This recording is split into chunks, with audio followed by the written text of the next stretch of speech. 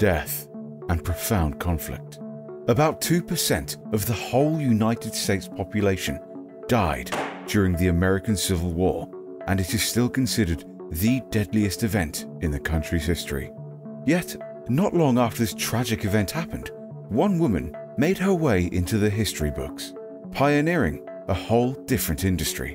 Hello Storyticians, this video is all about Mathilde C. Weil and how she managed to swim upstream in truly difficult times.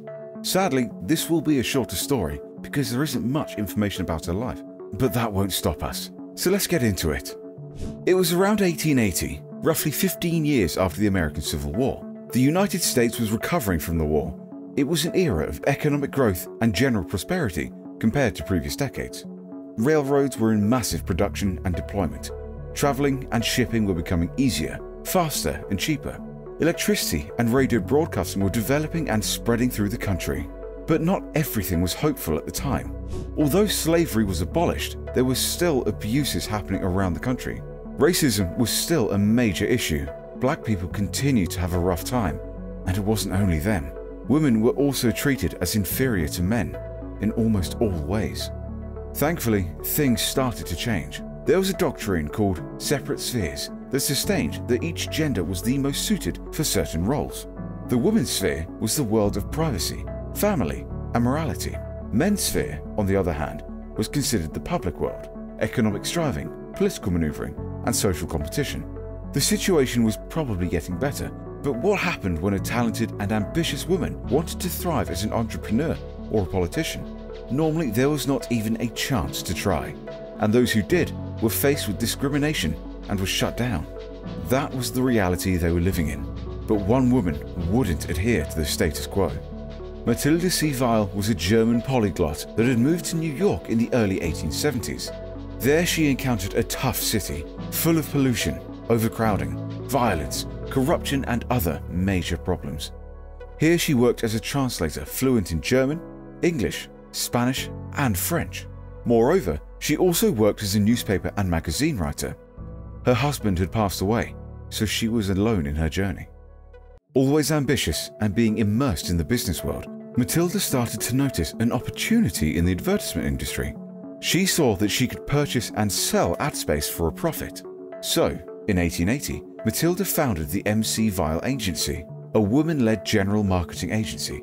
We can't imagine how tough making that decision was for Mathilde. Almost everything was against her. She was surely walking towards failure. Mathilde was relentless.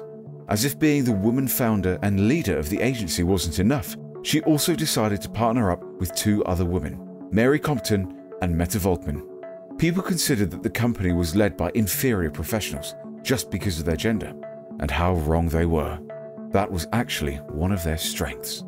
Mathilde and her partners noticed that it was commonly women who did the shopping. Hence, they developed a simple and practical philosophy. Women are the ones who buy.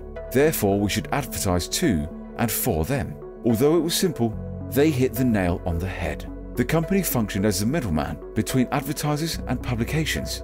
Funny using the word middleman. Probably middlewoman fits better. They mainly focused on medicine ads as they found they were lucrative. What was doomed to be a complete failure turned into an utter success. The three women managed and grew the company for years. Mathilde ran the company for the rest of her life. Ever so passionate, she also stood and fought for businesswomen as she knew their opportunities were often truncated by corrupt societal schemes. We love using buzzwords from time to time. It makes us look smarter. Anyhow, Mathilde and her partners passed through history, leaving a deep mark. Alongside other influential people, such as Naaman and Alexander Jonas, she advocated for fairness in salary, work hours, and generally about women's labor, as well as other women's rights, such as voting. As a woman and an immigrant, Mathilde became an icon for a more diverse and inclusive workforce. We can't express nor completely understand the hardships she must have gone through to accomplish what she accomplished. She has rightly earned the title of America's first ad woman and an important spot in the history of advertisement. Hear her out, women around the world. No matter how high the odds are stacked against you, there is always a way to shine. So what are your thoughts? Is the business landscape still unfair to women? Let us know what you think in the comments section. If you are looking for another story, search no more. Learn about Angèle de Maria's true short story, His life wasn't always like it is today. Click here to watch that now. Do you like our stories? Become a part of the Storyticians community by subscribing here. Now, go and live the most challenging and rewarding of all stories, the story of your life.